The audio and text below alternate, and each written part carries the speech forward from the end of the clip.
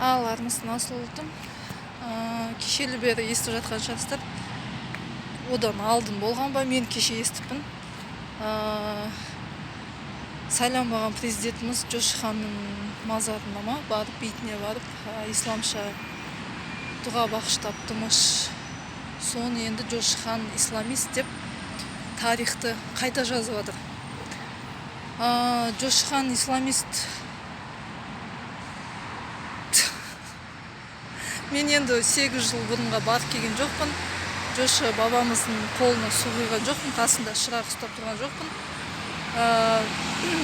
Енді қатыны Хорезмнен қатын алса, исламист болып кетсе,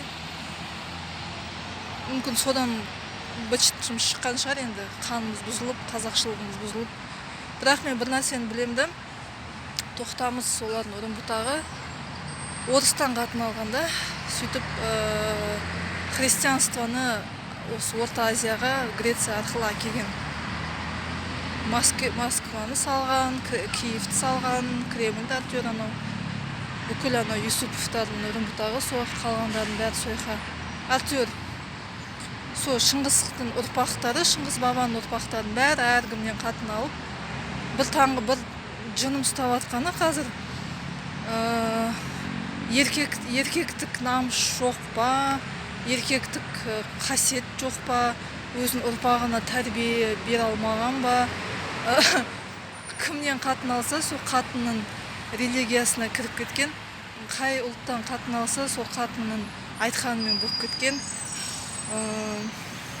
Сонымен қазір сол дүбара осындай қол болып отырғанымыз солардың арқасы-ау деп ойлаймын. Өзіміздің ана тілімізді жөндеп сөйлей алмаймыз, өзіміздің қазақ деген атымызды бүйтіп паш етіп айта алмаймыз, қымызымызды айта алмаймыз, біздікі қымыз деп құртымызды айта алмаймыз.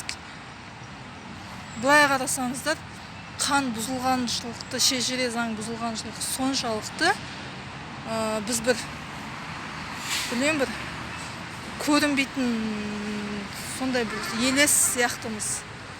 Енді қазір жастарға үндеу, қазақ жігіттері тек қазақ қыздарына үйленіңдер, қазақ қыздары тек қазақ жігіттеріне күйеуге шығыңдар.